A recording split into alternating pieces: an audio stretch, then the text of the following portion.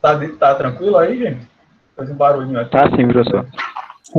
É porque foi a gravação, Ângelo. Perdão, é porque eu faço a gravação em dois blocos, sim. sabe? Eu não queria, mas aí terminou tendo o sonzinho de interrupção. Desculpe ter atrapalhado. Ok. Eu fiquei só com... Mas alguém está com alguma dúvida, gente, em relação a isso? Ou eu posso passar para o direito canônico? Eu juro que eu tentarei ser o mais rápido possível em relação a ele. Posso prosseguir? Vou tomar o silêncio como... Pode prosseguir, tá ótimo. Uma concordância.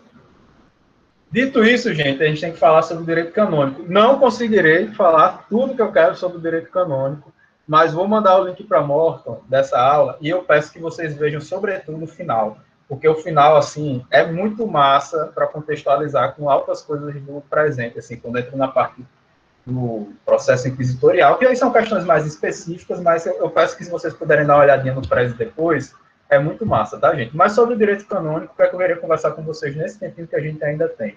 Dar aqui um panorama geral, falar um pouquinho sobre a legislação canônica, falar sobre a reforma gregoriana, porque ela é muito importante, tanto em questões econômicas, sociais, políticas, como também para fins do direito, e falar um pouco sobre a codificação, entre aspas, do direito canônico. Tá certo? Se dá tempo de falar de regras gerais de competência e jurisdição, aí já é uma vitória grande, mas eu vou ser rápido agora, certo? Vamos lá. O conceito de direito canônico, gente, é esse que está aí para vocês. Direito canônico é aquele direito religioso, cristão, tá certo? Que vai ser emanado das escrituras divinas, né? Do Antigo e do Novo Testamento. E ele vai ser constituído, além disso, através, né, dos variadíssimos ou dos concílios, né, das reuniões do alto clero, por assim dizer, que vai justamente buscar regular a comunidade católica, né, refletir essas sagradas escrituras, com base numa lógica de um direito que é um direito divino. Eu preciso que vocês entendam, gente, nessa época, acho que eu vou tentar resumir, de certa forma, para não me estender muito e talvez chegar nesses pontos mais interessantes, é que nesse período, desde, na verdade, do fim do Império Romano no Ocidente, a instituição que se tornou a instituição hegemônica, por assim dizer, foi a Igreja Católica. Né? A partir do momento que a Igreja Católica ela se torna uma instituição hegemônica, ela passa a reter em si uma parcela muito significativa do dito poder do Império. Né?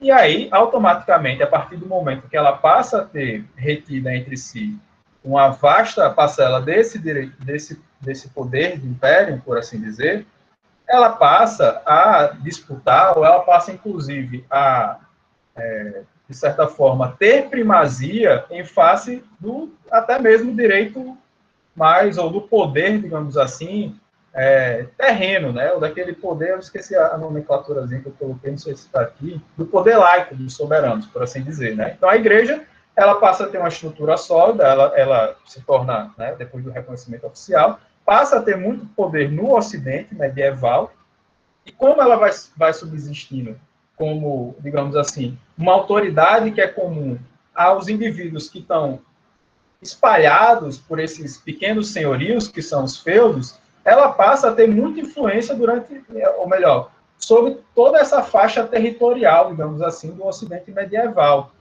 Coloquei aqui para vocês um exemplo desse poder, né, da igreja. Em 751, um carinha, eu acho muito engraçado o nome dele, Pepino Breve, ele é proclamado o rei dos francos, né? E aí esse acordo ele é costurado, digamos assim, ele é estabelecido pelo Papa Zacarias, né? Que vai receber em troca desse trabalho dele 756 terras, não é na periferia da Itália, são 756 terras que ele vai receber no centro da Itália, que era uma região muito importante. Aí, até 1870, essas terras são os ditos estados papais, né? Os estados da igreja. Em 1929, nós temos aí a consolidação do, não vou aqui deixar o suspense muito, porque a gente precisa adiantar, mas se consubstancia o Vaticano. Então, assim, a igreja passa a ter um estado para chamar de seu. Essa é a grande, assim, colocando em termos mais pragmáticos, é isso, né? Isso advém justamente do poder que ela tinha. Ela costura aqui um acordozinho para Pepino Breve, recebe 756 terras, institui um estado para ela chamar dela, inclusive subsiste até os dias de hoje, né? Então, para vocês entenderem o grau de poder que a igreja, né, ela gozava enquanto uma instituição hegemônica existente nesse recorte histórico. E isso aí vai desembocar nos séculos XI e no século XII em mas muito conflito entre enfim, a Europa, ela é um grande caos nessa época, né? E aí, meu Deus do céu, além dela ser um grande caos em razão desse processo de fragmentação, existe a disputa ainda entre os indivíduos, né, os senhores feudais, os reis, e a igreja, né, uma disputa pela quem vai ter mais, quem vai reter a maior parcela, digamos assim, desse poder de império, né?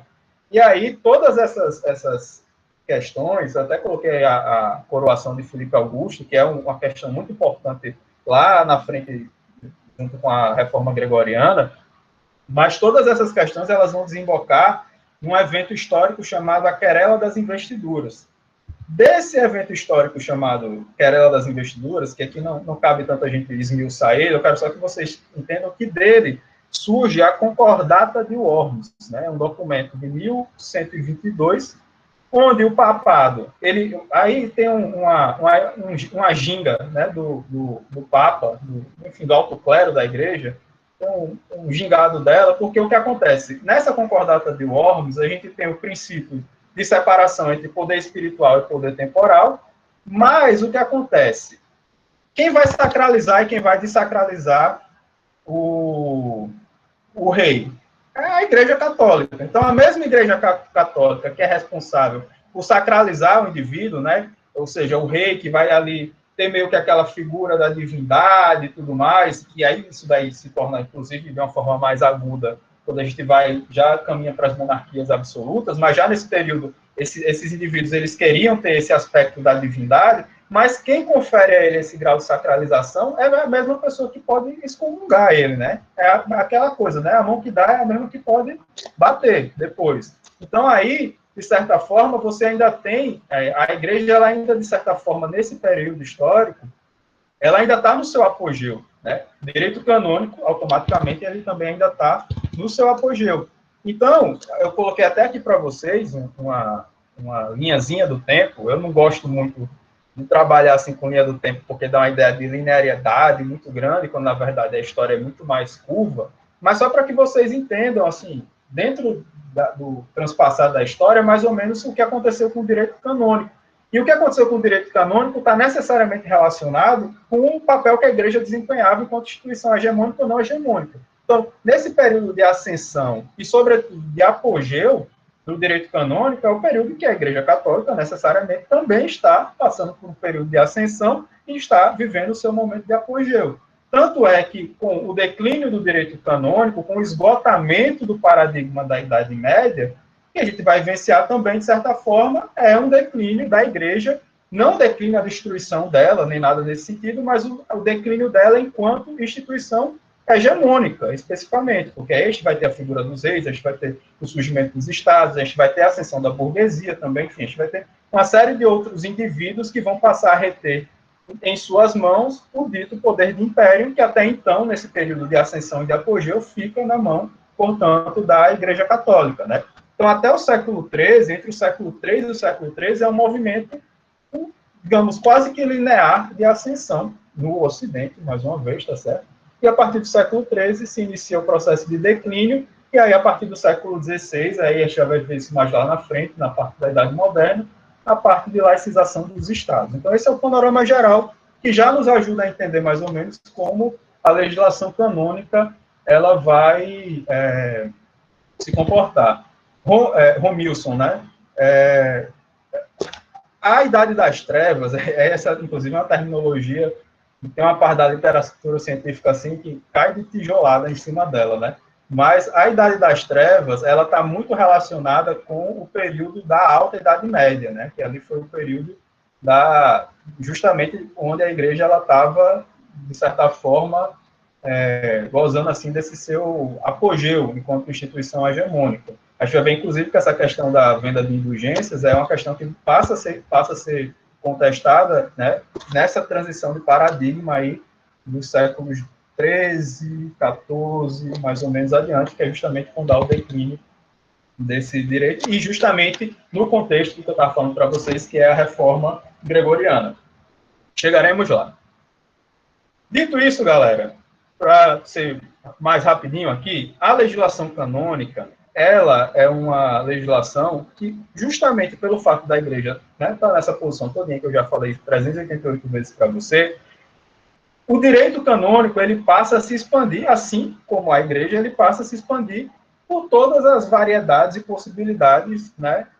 E, enfim, que o interessa enquanto assunto jurídico. Né? Então, várias questões que versam, por exemplo, sobre o próprio cotidiano, né? Ou seja, que estão ali mais no âmbito do direito privado, elas passam a ser tratadas pelo direito canônico, né? Relações como o casamento, o divórcio, o direito das famílias, de uma forma geral, e algumas outras questões também, né? Até porque na parte de competência, na parte de jurisdição, a gente vai ver que a jurisdição eclesiástica, durante essa fase de apogeu da Igreja Católica, ela basicamente passa a ser quase que uma jurisdição una existente, né, para julgar quase tudo que acontecia, fosse matéria religiosa ou não, né, quase tudo terminava sendo abarcado como se matéria religiosa fosse. Mas, enfim, chegaremos nisso.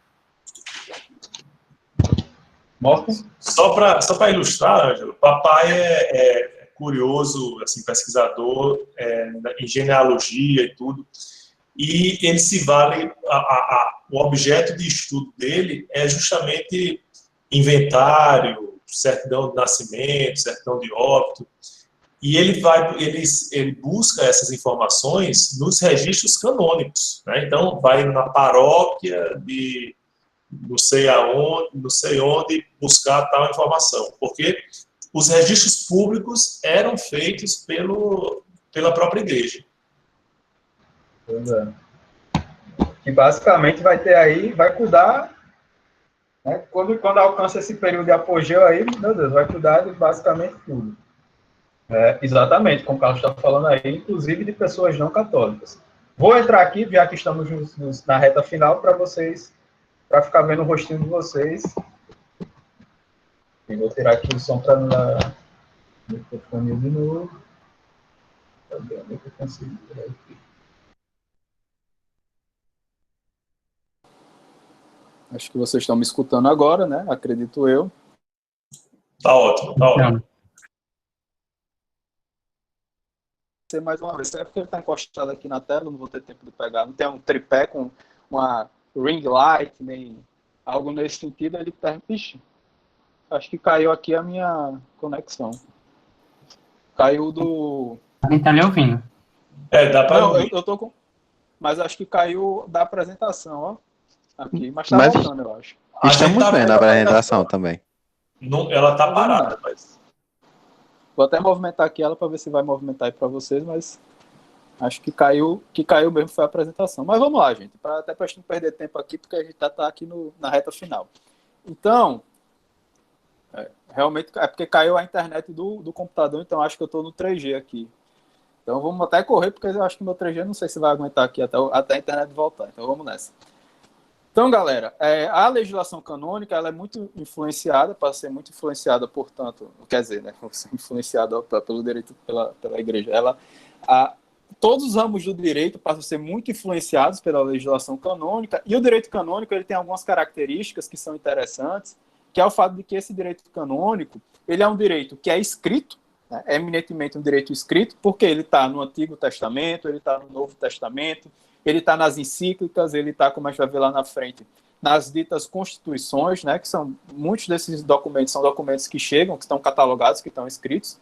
E, por incrível que pareça, né, a gente pode ser levado a pensar isso de uma forma equivocada, é um direito que não está pautado nos costumes. Pode parecer assim, uma ideia, não, mas tem os valores da igreja, não sei o que lá, mas eu preciso que vocês entendam que esses valores... beleza. Obrigado, Bruno. Mas voltou aqui a internet. Inclusive, eu já estou voltando aqui com as apresentações para vocês. Chega já. Vamos ver aqui se eu consigo voltar sem fazer eco, sem ficar com 2 microfones para vocês. Rapaz, eu não dou sorte não, viu? Eu acho que toda vida que minha internet funciona uma maravilha. Eu entro na aula, pronto, deu certo aqui. Vou compartilhar aqui a tela com com vocês, assim que der. Tá voltando devagarzinho, mas volto para vocês. Então, gente, não é um direito pautado em costume, certo? Os valores, que são os valores cristãos, que são os valores do cristianismo, são valores que constam nas escrituras, né? E por serem valores que constam nessas escrituras, é o direito que está escrito. O direito, ele decorre, ele emana diretamente, justamente... aqui, pronto, voltou. Ele emana diretamente desses escritos, né? Então, fiquem atentos a essa questão para vocês. Não, o direito canônico era um direito muito pautado nos costumes. Esse é um ponto interessante. E é um direito que, de certa forma, ele está até meio que sistematizado, e ele vai passar até meio que por um processo de codificação. A gente vai ter o Corpus Iuris Canonis, se eu não estou enganado, a nomenclatura, que são tentativas de compilação, justamente, de boa parte dessa produção da legislação canônica. Então, as fontes do direito canônico, eu separei aqui para vocês algumas delas, que são, por exemplo, os decretos, né? As constituições. Os decretos são o quê? Muitas vezes os papas eles eram consultados pelos bispos, eles eram consultados por outras personalidades eclesiásticas ou até mesmo laicas, né? E aí eles formulavam alguns tipos de interpretações, complementações a decisões que tinham sido proferidas em concílios anteriores, e esses decretos eram, portanto, considerados fontes do direito canônico. Nós temos também as constituições, né, que são eu coloquei aqui para vocês, as verdadeiras leis da igreja, né, ou seja, eram frutos também justamente dessas deliberações que existiam no alto clero, e são coisas que chegam muito facilmente até o dia de hoje. Se vocês colocarem no Google, vocês acham todos esses documentos que eu estou falando aqui. A encíclica Rerum Novarum, por exemplo, quem vai estudar a dignidade da pessoa humana, o surgimento do ideal de dignidade da pessoa humana e tudo mais, na gênese, né, do que a gente tem aqui no Ocidente, dentro de uma teoria mais hegemônica, né, dos direitos humanos, é um documento que é citado, eu diria, por 9 a cada 10 autores. Né? A encíclica aí, não a encíclica, né, cadê? Centésimos Anos e Fides et Ratio, do Papa João Paulo II, é um documento, acho muito engraçado. Se vocês, eu deixo de sugestão que vocês depois deem uma lida nesses documentos, né? Porque, por exemplo, eu vi o Papa João Paulo II e eu achava ele um senhorzinho muito fofinho e tal, etc. E aí eu fui ter a curiosidade de ler algumas delas e eu disse, caramba, tem muitas coisas problemáticas aqui, né? Então, assim, eu não sou ateu, eu sou uma pessoa agnóstica, assim, mas não tenho raiva enfim, não sou uma pessoa antirreligiosa, por assim dizer.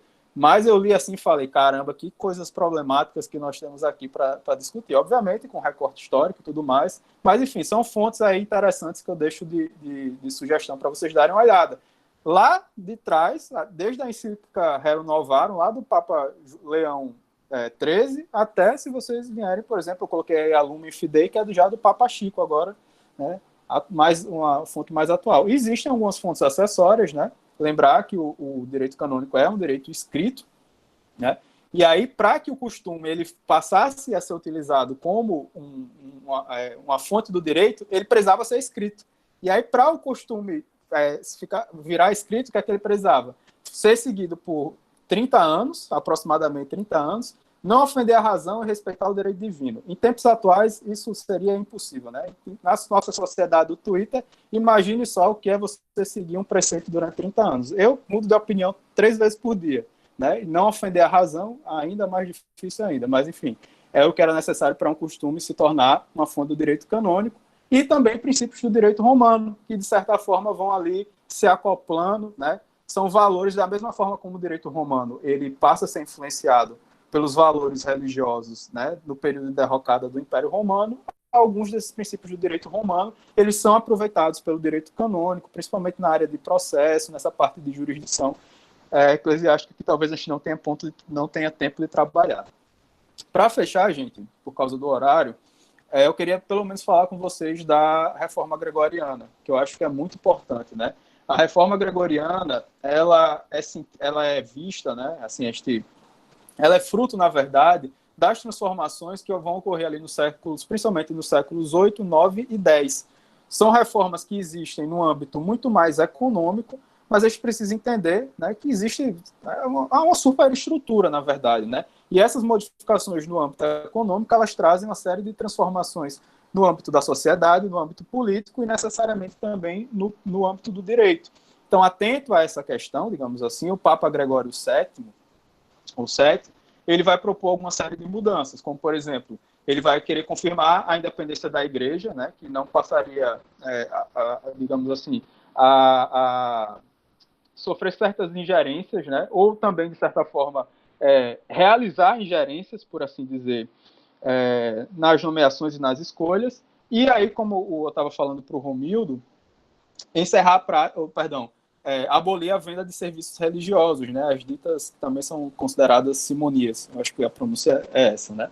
E também encerrar a prática sexual dos clérigos. Então, nesse período dessa reforma gregoriana, você passa a ter uma reformulação da igreja que é muito demandada pelas próprias modificações que vão surgindo, né? que na verdade vão impactando na sociedade de uma forma geral, em razão do surgimento de uma nova classe social. A burguesia, ela começa a se desenhar enquanto uma classe ainda não dominante, mas postulante à dominação, justamente dentro desse contexto histórico. E aí, a partir do momento que ela passa a galgar mais influência social, ela passa justamente a disputar esse poder, passa a ter essa briga, digamos assim, né, esse cabo de guerra com a nobreza e com o clero. Né? E aí, de certa forma, a igreja ela avança algumas reformas que muitas vezes não são necessariamente imediatamente interessantes para ela, enquanto igreja, mas que são, na verdade, articulações estratégicas para que ela continue, de certa forma, se perpetuando enquanto, se não há uma das instituições hegemônicas, ou controlando parte do poder, digamos assim, das instituições hegemônicas. Né? E aí, em razão dessas modificações, a gente tem, por exemplo, o reconhecimento da burguesia como uma posição mediana na hierarquia das profissões, né? Ou seja, o reconhecimento, a institucionalização da percepção da burguesia enquanto, de fato, um estamento ou uma classe importante. Isso traz uma série de repercussões e, sobretudo, né, a justificação da usura. Aí a justificação da usura talvez seja das medidas no âmbito, né, tomadas pela igreja, que vai trazer um contra-reflexo muito grande nessa superestrutura, sobretudo no âmbito econômico, né, porque aí se permite, de certa forma, as vendas a crédito, e aí esse motor que vai começar a girar com muita força na modernidade e que vai resultar aí na consolidação do capitalismo, principalmente na virada para a idade contemporânea, ele começa a girar justamente a partir desse ponto especificamente da história, né? E aí, fechando, juro que não é usando estratégia para prender a atenção de vocês, só falar isso aqui rapidinho, tá, gente, sobre a codificação do direito canônico, porque é importante para fins de história do direito. Como eu falei para vocês, o direito canônico, ele é essencialmente um direito escrito, e aí existiam, além, obviamente, do Antigo e do Novo Testamento, muitos documentos, né, aqueles decretos, as constituições, que, enfim, onde estão as encíclicas e tudo mais. E aí, o que muitos clérigos tentaram fazer, justamente aí a partir do século II, mas principalmente na medida que o direito canônico ele vai se desenvolvendo, é justamente fazer esse processo de compilação, que é a mesma coisa que Justiniano fez, a mesma coisa que os reis germânicos fizeram, assim, só a título de analogia, que é essa tentativa de você compilar, né, a produção do direito canônico de variadas épocas, né? E aí, de certa forma, como sempre existe uma disputa de poder, uma disputa por hegemonia, vem o Graciano e ele traz uma compilação, que é uma compilação muito interessante, ele reúne muitos textos, né? Ele traz algumas classificações, obviamente partindo até de uma certa perspectiva mais subjetiva, mas em termos do valor jurídico de cada uma daquelas produções tinha, né? Traz alguns resumos, propõe soluções, ou seja, ele tenta, em certa medida, sistematizar o que existia para fins de direito canônico naquela época. E aí, a partir disso, se percebe um boom de compilações, né, a partir dessa tentativa, até que Gregório IX ele vai instituir um decreto dizendo, olha, a partir de agora, todo tipo de tentativa de compilação do direito canônico prescinde da autorização da Igreja Romana, de Roma, né, ou seja, precisa da autorização.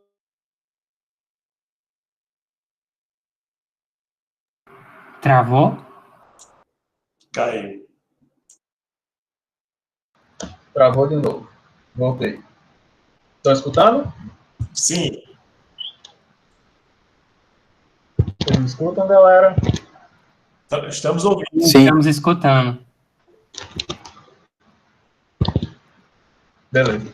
Então, pessoal, só para fechar mesmo, então, existiu esse boom das compilações, veio o Papa Gregório, instituiu um decreto proibindo, né, essas compilações, ou, em última instância, dizendo que era preciso, para que essas compilações, de fato, elas pudessem ser realizadas, né, e elas pudessem ter o seu valor jurídico, elas necessitariam de uma anuência, né, em última instância, do próprio Papa. Então, é uma tentativa de você, de certa forma, controlar isso. Dessas compilações, né, dessas tentativas de compilação, a gente tem um documento, portanto, chamado de Corpus Iuris Canonici, certo? Que é analogamente o que a gente viu na aula passada ao Corpus Iuris Civilis, na verdade, né?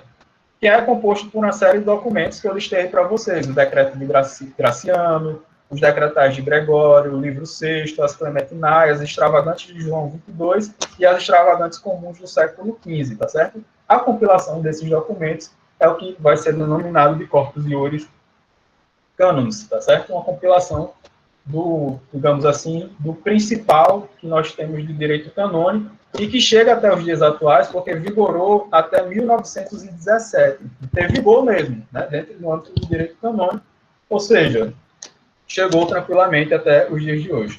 Não vou ter como falar com vocês, pelo adiantar da hora, da questão das regras de competência e jurisdição. Está bem explicadinho aqui no prédio, gente. Vou mandar o roteiro do estudo para vocês que vocês dêem uma olhada, porque realmente é um conteúdo muito extenso. E se depois vocês tiverem curiosidade, estou só passando aqui o prédio para mostrar para vocês. Isso aqui é uma parte que eu ia fazer uma análise mais de arquitetura com vocês, que é muito bacana. É uma parte mais transdisciplinar. Acho que aí é uma aula só para a gente discutir isso. Mas depois, se vocês tiverem curiosidade, eu recomendo muito que vocês venham para essa parte aqui do procedimento inquisitorial, que eu acho muito bacana, para que a gente possa entender o que a Igreja Católica, de certa forma, despendeu de esforços para permanecer enquanto uma instituição hegemônica, né? O que é que foi feito ao longo, principalmente dos séculos XII e dos séculos XIII, né, da Inquisição medieval, posteriormente nos séculos XV e XVII também, já na Europa Ocidental e nas suas colônias.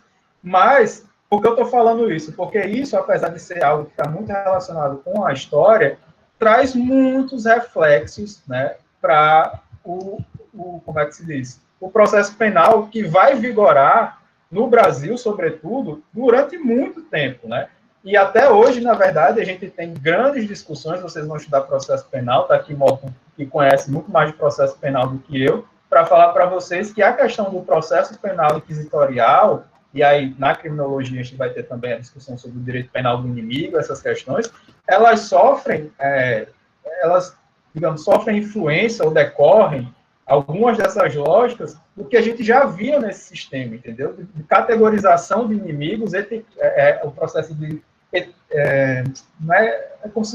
você pegar a palavra etiquetar, eu não estou conseguindo formar, mas é como se você etiquetasse indivíduos e você perseguisse enquanto inimigos, né, com, digamos assim, um aparato, né, processual especificamente desenvolvido para isso. Não estou dizendo que o processo inquisitorial da Igreja dos séculos XII é o mesmo, né, que depois foi transportado para os séculos XIX, XX, nem muito menos é o processo penal que a gente tem hoje, mas existem aí alguns resquícios para quem vai estudar processo penal, para quem desde já gosta do processo penal, dê uma olhadinha com carinho aqui nessa parte do prédio, que eu acho que vocês vão achar coisa muito bacana. Eu coloquei até a parte da tortura, para vocês entenderem como isso, inclusive, era feito. Tem aqui todas as formas de tortura, a grande criatividade, né, da humanidade em criar uns métodos de tortura, assim, que eu acho que tem pessoas que ficavam paradas só pensando em como fazer isso. Enfim, tem muita coisa interessante que, infelizmente, a gente não vai ter como falar aqui para vocês.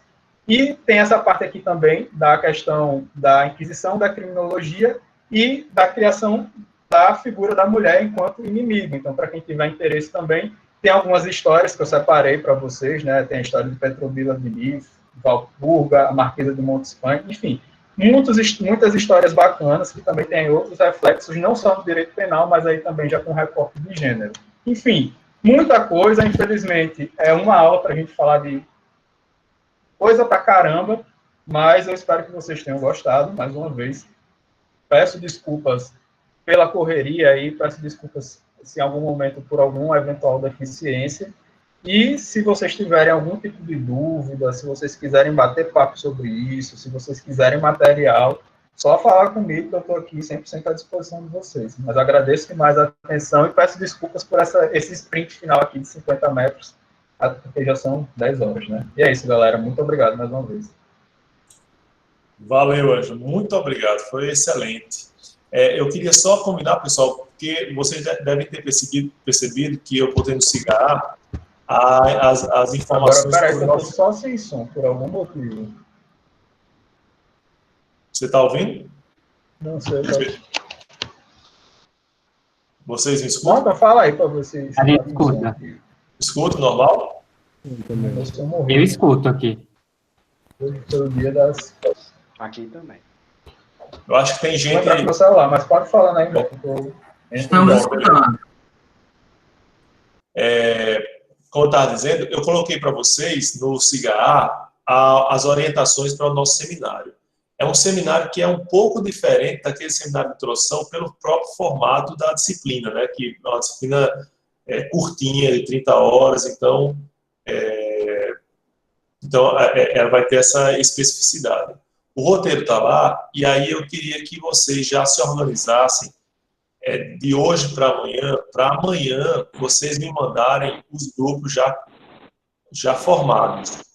Então, vocês ou vocês podem ficar aqui no finalzinho dessa aula de hoje para vocês arrumarem esses grupos, né? Ou fazem isso no grupo da turma do WhatsApp, etc. Mas de forma que me entreguem até amanhã, porque a primeira apresentação já vai ser na próxima terça-feira, certo? Aqui uma semana. Professor, Oi, Gabriel. você vai sortear os temas, porque seria o ideal, não era? Não, os temas vão ser atrelados às aulas específicas. Por exemplo, na próxima aula, na próxima terça-feira... Não, eu vi, mas eu queria saber, assim, conforme cada grupo, para que a gente saiba. Porque cada grupo não vai ter que preparar uma apresentação? Como é que vai ser? Isso, não vai, assim, sorteio... Eu não estou entendendo a pergunta. Professor, ela se refere ao sorteio dos temas. Se o senhor vai sortear ou se a gente vai escolher aqueles que estão no CIGA. Vocês podem escolher. Se houver choque, aí a gente vai para um sorteio. Entende? Se houver, por exemplo, dois grupos querendo o ponto 2, aí a gente faz o sorteio. Mas se vocês se compuserem, tranquilo. Certo. Professor, a aula de hoje vai ter atividade no CIGA? Vai, vou colocar de hoje para amanhã. Para responder até a próxima segunda. Ah, ok, obrigado. Certo? Professor, mas aí o primeiro grupo já apresenta na segunda, né? Na terça-feira, próxima terça-feira. Digo, na terça. O senhor não acha que vai ficar um pouco pesado não fazer atividade e o seminário, porque vai exigir pesquisa, né? Essa apresentação aí dos grupos? Eu posso liberar para o grupo 1 a atividade. É razoável, pessoal, é interessante. Obrigada.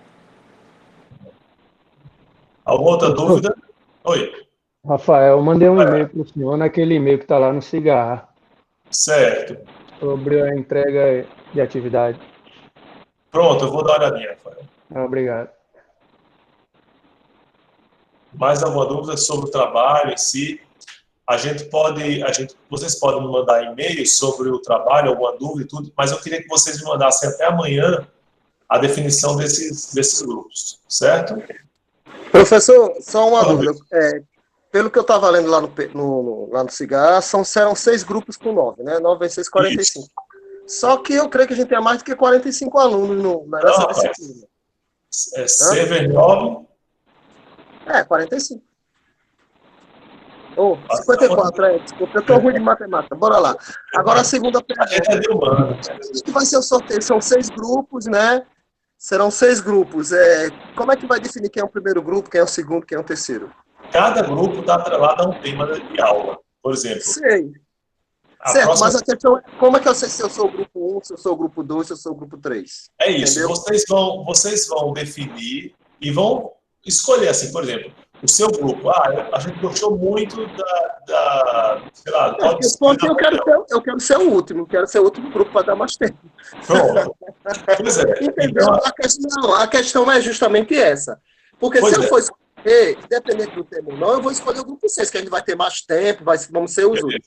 Então, sim, professor, eu acho que seria mais interessante o senhor sortear. Exatamente. Pode até haver conflito, né? Mais de um grupo querendo um tema, essas coisas. Pronto. Porque assim, eu sempre aposto na composição entre vocês. Se isso não é possível, aí eu faço o sorteio.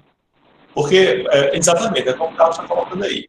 Mas tem um grupo que quer apresentar sobre a Constituição norte-americana. Então, já fica com o grupo 1, já definido para esse grupo.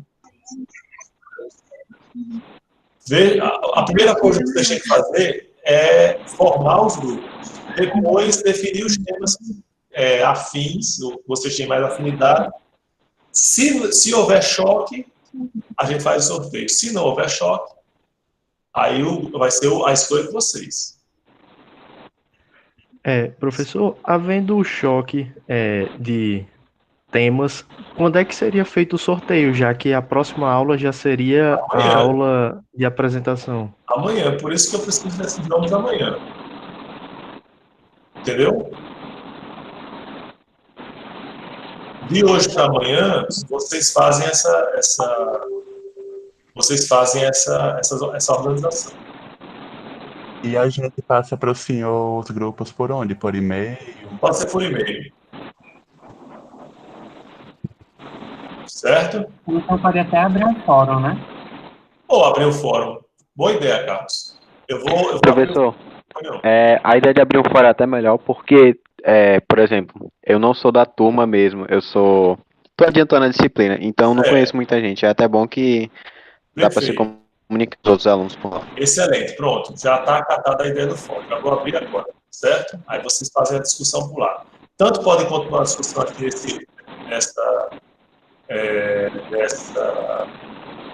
nesse Google Meet agora, ou pode continuar lá no fórum, ok? Eu vou só finalizar, pessoal, agradecendo muitíssimo mais uma vez ao professor Ângelo pela dedicação e pelo brilhantismo com que ele sempre faz esse bate-papo, né, que nos envolve, assim, com várias referências interessantíssimas, né? E aí quero sempre contar com sua presença. Eu sei que a gente só pode explorar, tem um limite de explorar o doutorando estagiário docente, mas a gente, assim, se puder contar com sua presença nas aulas, nas próximas aulas, a gente vai ficar, assim, vai ser muito enriquecedor, né? Mesmo na peça que você for apresentar. Eu sempre vou mandar um linkzinho, se você podendo ver, viu? Vai ser muito bem-vinda a participação. E aí vou agradecer a todos, pessoal, pela empolgação, pela participação que vocês têm demonstrado realmente a nossa disciplina, viu? E na próxima aula a gente continua com o sistema do Common Law, o direito norte-americano e a apresentação do primeiro grupo do seminário.